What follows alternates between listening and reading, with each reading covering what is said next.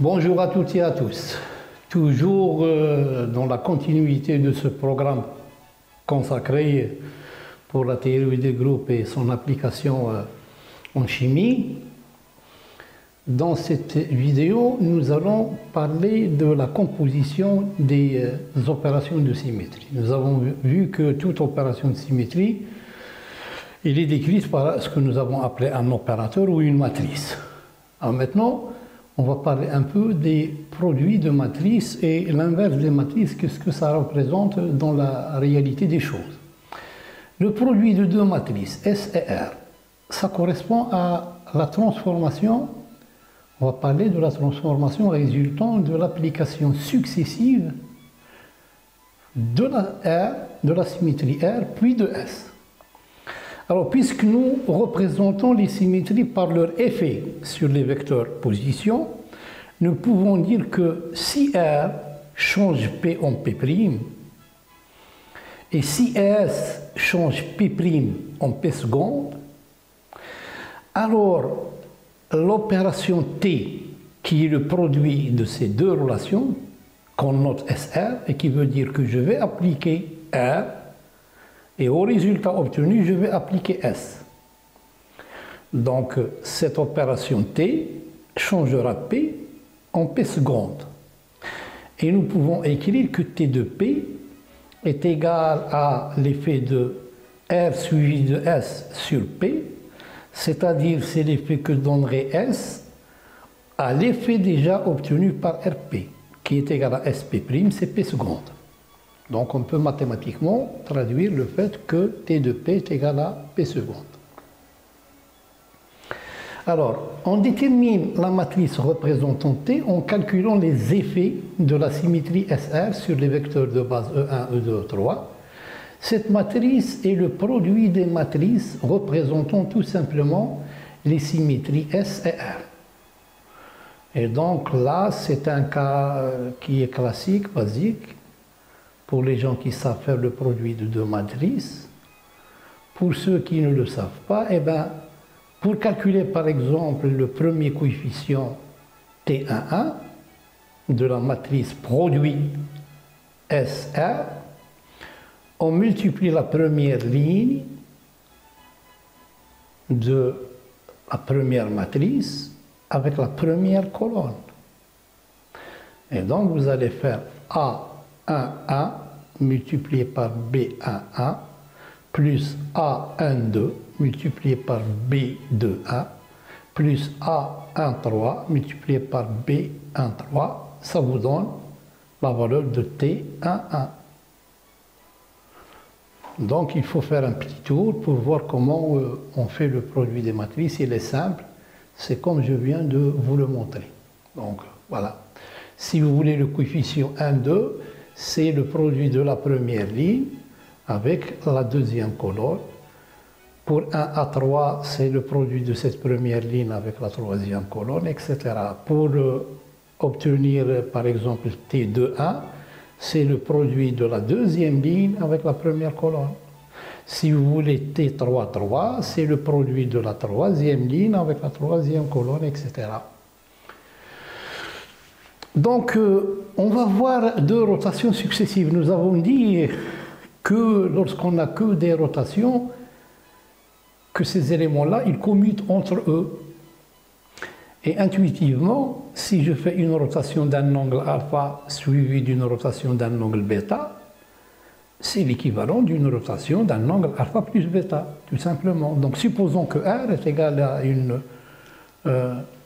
si vous voulez, une rotation d'un angle alpha autour de l'axe Z, par exemple, E3, et que S, c'est une rotation aussi d'un angle bêta, rotation autour de l'axe E3, leur produit, c'est la rotation d'un angle de alpha plus bêta autour de l'axe E3. Et donc la matrice représentant R, il est similaire à celle représentant S, alpha est remplacé par bêta. Et donc, quand je fais le produit de S fois R, eh bien, je vais avoir, comme on l'a vu, la matrice d'une rotation d'un angle bêta, c'est cos bêta moins sin bêta 0, sin bêta cos bêta 0, 0, 0, 1, multiplié par la matrice représentant une rotation autour de E3 d'un angle alpha, c'est toujours la même chose, cos alpha moins sin alpha, parce que l'angle de rotation, c'est l'angle qui change, donc il y a alpha et il y a bêta. Donc en faisant par exemple, si je veux connaître le premier élément de ce produit, la composante T11, je vais avoir cosinus bêta multiplié par cosinus alpha, moins sinus bêta multiplié par moins sinus alpha, 0 multiplié par 0, et je fais la somme. Donc en faisant ça, on obtient la matrice représentant la symétrie produit S1, qui est tout simplement cosinus alpha plus bêta, moins sinus alpha plus bêta, 0, sinus alpha plus bêta, cosinus alpha plus bêta, 0, 0, 0, 1, qui était le résultat attendu et prévisible. Maintenant, pour une rotoréflexion, nous avons dit que c'est une rotation d'un angle C alpha, autour de l'axe E3. Et après la rotation, on fait une réflexion par rapport à un plan perpendiculaire à E3. Donc, la première opération, c'est la rotation. Et la seconde, c'est la réflexion par rapport au plan. Donc la matrice, nous avons vu que la matrice qui représente une symétrie sigma h, c'était 1, 0, 0, 0, 1, 0, 0, 0, moins 1, alors que la matrice qui représente une rotation d'un angle alpha, c'est cos alpha moins sin alpha 0, sin alpha cos alpha 0, 0, 0, 1. Alors en faisant le produit de ces deux matrices, on obtient cos alpha moins sin alpha 0, sin alpha cos alpha 0, 0, 0, moins 1. Et c'est ce qu'on a déjà vu dans la vidéo précédente.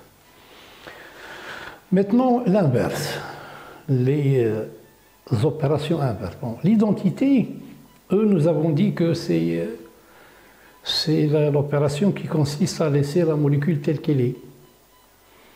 Et donc, si je fais E fois E, en remplaçant, en prenant la matrice qui représente l'opération de symétrie E, donc qui est 1, 0, 0, 0, 1, 0, 0, 0, 1, si je la multiplie encore avec elle-même, vous remarquez que j'obtiens 1, 0, 0, 0, 1, 0, 0, 0, 1, c'est-à-dire que j'obtiens E.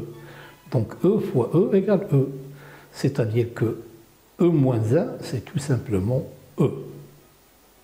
Donc l'opération inverse de E, c'est E. La symétrie inverse d'une symétrie point I. Tout ça, on l'a déjà vu et on l'a compris de manière intuitive. Nous avons vu que la matrice, que l'opération I, sa matrice correspondante est moins 1, 0, 0, 0, moins 1, 0, 0, 0, moins 1. Et donc si je fais I fois I, je vais obtenir E.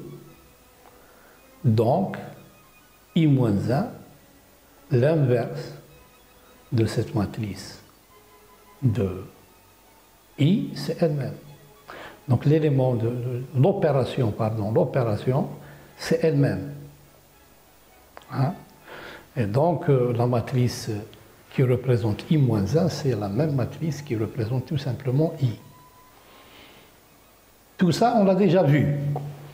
Symétrie maintenant par rapport à un plan contenant O3, un plan sigma B. Si vous faites sigma P fois sigma P, toujours la même opération. Nous avons déjà vu qu'une symétrie sigma B est représentée par un opérateur dont la matrice est cos de bêta, sin de bêta 0, sin de bêta moins cos de bêta 0 et 0, 0, 1. Si vous faites la multiplication de sigma P fois sigma B, on obtient E. Et donc la conclusion, c'est que l'opération inverse de sigma V, c'est elle-même. Sigma B moins 1, c'est sigma B. Ça, on l'a déjà vu, mais cette fois-ci, on le montre à travers l'utilisation de matrices. Et donc, voilà, je vous remercie et à la prochaine vidéo.